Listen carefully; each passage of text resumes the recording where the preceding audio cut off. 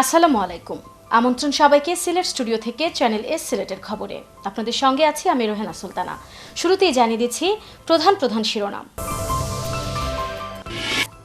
দুর্বৃত্তদের ধারালো ছুরিকাঘাতে মিসবাহ উদ্দিন নামক এক যুবকের মৃত্যু। খুনের রহস্য ও হত্যাকারীদের ধরতে অভিযান চালাচ্ছে পুলিশ।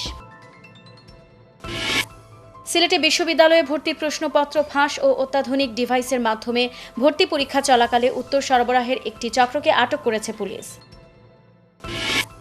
মায়ানমারে রোহিঙ্গা মুসলমানদের উপর নির্যাতন ও গণহত্যার প্রতিবাদে সিলেটে বিক্ষোভ কর্মসূচি অব্যাহত।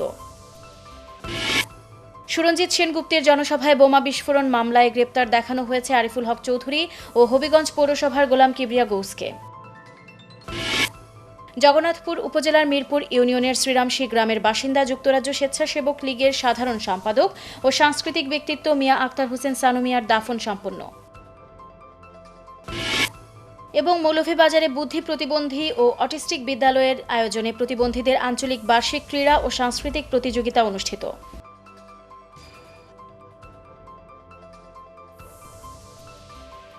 শুনছিলেন শিরোনাম, এবারে পুরো খবর। সিলেট মহানগরীর জিন্দাবাজার এলাকায় দুর্বৃত্তদের ধারালো ছুরিকাঘাতে খুন হয়েছেন জার্মান প্রবাসী রহমতুল্লাহর ছেলে মিসবাহ উদ্দিন। নিহত মিসবাহদের বাড়ি সুনামগঞ্জের দোয়ারা বাজারে। তবে দীর্ঘ কয়েক বছর ধরে তারা মহানগরীর আম্বরখানা মজুমদারি এলাকায় বসবাস করে আসছেন। এদিকে খুনের রহস্য ও হত্যাকারীদের ধরতে অভিযান অব্যাহত আছে বলে জানিয়েছেন সিলেট মহানগর পুলিশ। সিলেট থেকে বিস্তারিত জানাচ্ছেন হুসাইন আহমদ সুজাত, ক্যামেরায় ছিলেন আমিমুল এহসান রাহিন। জার্মান প্রবাসী বাবা রহমতুল্লাহ একমাত্র পুত্র ও 3 মেয়েকে ভালো পড়ালেখার জন্য বছর 7 আগে তাদের নিয়ে আসেন সিলেটে। খুন হওয়া মিসবাহ 2014 সালে এইচএসসি পাশ করে প্রস্তুতি নিচ্ছিলেন বিদেশে যাওয়ার, কিন্তু বিদেশে যাওয়া আর হল না তার। শনিবার রাত 8টার দিকে নগরীর জিন্দাবাজারের কাস্টমস অফিসের সামনে প্রকাশ্যে মিসবাহকে ছুরিকাঘাত করে হত্যা করে 5-7 জন দুর্বৃত্ত। সে পড়েছিল রক্তাক্ত অবস্থায়, তাকে আমি মেডিকেলে নিয়ে এসেছি, আর আমার ফ্রেন্ড আর একজন ছিল সাথে। একমাত্র পুত্রকে হারিয়ে কান্নায় বারবার মূর্ছা যাচ্ছেন মিসবার মা। খুনিদের সর্বোচ্চ শাস্তি দিতে সরকারের প্রতি আহ্বান জানিয়েছেন মিসবার আত্মীয় স্বজন ও জনপ্রতিনিধিরা। তো আর কইতাম পারি না আমার ভূতে কি অপরাধ করছে, খেয়ে মারছে। আমার ছেলে সুস্থ বিচার চাই। আমরা তো অনেক কষ্ট করে লেখাপড়া করাইছিলাম, ধরে হয়তো একটা মানুষের মতো মানুষ করার লেগে করছিলাম। তখন সন্ত্রাসীরা তারা মারছে, আমরা নিয়ে বিচার চাইলাম। ওনার একমাত্র ছেলে, উনি প্রবাসে বড় কষ্ট করে উনি ছেলেটার জন্য, কিন্তু আমরা সরকারের কাছে একটাই দাবি, ছেলেটা সুস্থ বিচার পাই। যারা এই ঘটনার সাথে জড়িত আমি ইতিমধ্যে বলেছি যে তাদেরকে চিহ্নিত করে দৃষ্টান্তমূলক শাস্তি নিশ্চিত করার জন্য, যাতে এই ধরনের ঘটনা আর কেউ ঘটাতে সাহস না পায়। এখনও খুনের কোনো কারণ নিশ্চিত করতে পারেনি পুলিশ। তবে খুনিদের দ্রুত আইনের আওতায় নিয়ে আসতে সহকারী পুলিশ কমিশনারের নেতৃত্বে মাঠে কাজ করছে আইনশৃঙ্খলা বাহিনী। আমরা ঘটনাস্থল পরিদর্শন করেছি, আমরা ঘটনাস্থলে কিছু আলামত সংগ্রহ করেছি এবং তার সাথে কারা কারা জড়িত আছে, ঘটনার সাথে কারা কারা জড়িত আছে এটা উদ্ঘাটনের জন্য আমরা একটা বিশেষ টিম কাজ করছে অলরেডি আমাদের সহকারী পুলিশ কমিশনারের নেতৃত্বে। আমরা আশা করি খুব সহজেই যারা এই ঘটনা ঘটুক আমরা তাদেরকে আইনের আওতায় আনতে পারবো। রোববার Sylhet MAG Usmani medical college হাসপাতালে ময়নাতদন্ত শেষে সন্ধ্যায় মিসবাহকে তার গ্রামের বাড়ি দুয়ারা বাজারের চণ্ডীপুরে পারিবারিক কবরস্থানে জানাজা শেষে দাফন করা হয়েছে। হুসাইন আহমেদ সুজাত, চ্যানেল এস নিউজ, সিলেট। সিলেটে বিশ্ববিদ্যালয়ে ভর্তির প্রশ্নপত্র ফাঁস ও অত্যাধুনিক ডিভাইসের মাধ্যমে ভর্তি পরীক্ষা চলাকালে উত্তর সরবরাহের একটি চক্রকে পুলিশ আটক করেছে। শনিবার সকালে শাহজালাল বিজ্ঞান ও প্রযুক্তি বিশ্ববিদ্যালয়ে ভর্তি পরীক্ষা চলাকালে এই চক্রের 2 সদস্য এবং 6 জন পরীক্ষার্থীকে আটক করা হয়। পুলিশ জানায়, বগুড়ার গুগল নামের একটি কোচিং সেন্টারের এক শিক্ষক অত্যাধুনিক ডিভাইসের নামে দীর্ঘদিন ধরে বিশ্ববিদ্যালয়ে ভর্তিচ্ছু শিক্ষার্থীদের উত্তর সরবরাহের কাজ করছে। ক্যালকুলেটরে মোবাইলের সিম ব্যবহার করে পরীক্ষার হলেই উত্তর সরবরাহের কাজ করত চক্রটি। শাহজালাল বিজ্ঞান ও প্রযুক্তি বিশ্ববিদ্যালয়ে ভর্তি পরীক্ষায়ও এমন প্রতারণার প্রস্তুতি নিচ্ছিল তারা, কিন্তু গোপন খবরের ভিত্তিতে শাবিপ্রবির প্রশাসন ও পুলিশ এই চক্রের সদস্য ইশাদ ইমতিয়াজ হৃদয় ও আল আমিনকে আটক করে। এছাড়া জিজ্ঞাসাবাদের জন্য 6 পরীক্ষার্থীকেও আটক করা হয়। প্রশ্নপত্র জালিয়াতি চক্রের কাছ থেকে 16টি ক্যালকুলেটর ডিভাইস উদ্ধার করা হয়েছে। মিয়ানমারে রোহিঙ্গা মুসলমানদের উপর নির্যাতন ও গণহত্যার প্রতিবাদে বিক্ষোভ মিছিল ও মানববন্ধন কর্মসূচি পালিত হয়েছে হবিগঞ্জে। শনিবার যশের আবদা হিলফুল ফুজুল ইসলামী যুব সংঘ এক কর্মসূচি পালন করে। সকালে হবিগঞ্জ শহরের যশের আবদা হতে বের হয় বিক্ষোভ মিছিল।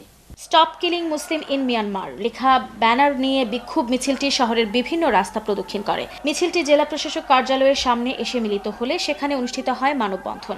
মানববন্ধনে বক্তারা বলেন, মিয়ানমারে নিরপরাধ মুসলমানদের নির্বিচারে হত্যা করা হলেও এর প্রতিকারে কেউ এগিয়ে আসছেন না। এই নির্যাতন ও গণহত্যার বিরুদ্ধে মুসলিম জাতিকে ঐক্যবদ্ধ হওয়ার আহ্বান জানান বক্তারা।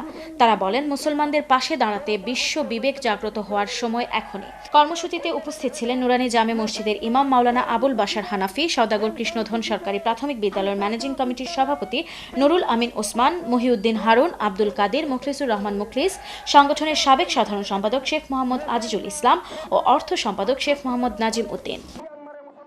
নবীগঞ্জ উপজেলার মাধবপুর ও গালিবপুর মোহাম্মদিয়া দাখিল মাদ্রাসায় সংবর্ধিত হলেন হবিগঞ্জ 1 আসনের সাংসদ এম.এ. মুনিম চৌধুরী বাবু ও সিলেট 2 আসনের সাংসদ ইয়াহিয়া চৌধুরী ইহিয়া। শনিবার মাদ্রাসা মাঠে এই সংবর্ধনা অনুষ্ঠানের আয়োজন করা হয়। অনুষ্ঠানে মাধবপুর ও গালিমপুরের 2 গ্রামের নানা সমস্যার কথা তুলে ধরা হয় 2 সাংসদের কাছে। নবীগঞ্জ উপজেলা হলেও উসমানীনগর উপজেলার সীমান্তে অবস্থিত মাধবপুর ও গালিবপুর 2টি গ্রাম দুটিতে কখনো কোনো উন্নয়নের ছোঁয়া লাগেনি। সংবর্ধনা অনুষ্ঠানে বক্তব্যকালে স্থানীয় অতিথিরা বলেন, সরকারের পালা বদলে নানা প্রতিশ্রুতি থাকলেও গ্রাম দুটিতে কখনো কোনো উন্নয়ন কাজ হয়নি। গ্রামের মানুষের একমাত্র যাতায়াতের মাধ্যম হচ্ছে নৌকা। 12 কিলোমিটার কাদামাখা পথ পাড়ি দিলে সন্ধান মেলে পাকা সড়কের, কিন্তু এই রাস্তাটি পাকাকরণ করা হলে অনেকটা দুর্ভোগ লাঘব হবে গ্রামবাসীদের। এছাড়াও গ্রামের বিভিন্ন সমস্যার কথা তুলে ধরেন বক্তারা। সংবর্ধনা অনুষ্ঠানে উপস্থিত সাংসদগণ গ্রামগুলোর রাস্তাঘাট, বিদ্যুৎ, শিক্ষা ব্যবস্থা সহ অবকাঠামো উন্নয়নের লক্ষ্যে কাজ করার প্রতিশ্রুতি ব্যক্ত করেন।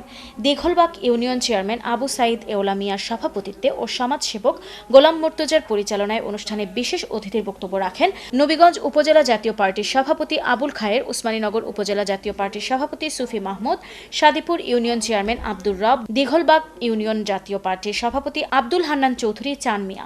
অনুষ্ঠানে উপস্থিত ছিলেন মাদ্রাসা পরিচালনা কমিটির যুক্তরাজ্য শাখার সভাপতি আব্দুল সালাম চৌধুরী নুনু মিয়া, মিজানুর রহমান চৌধুরী মান্না।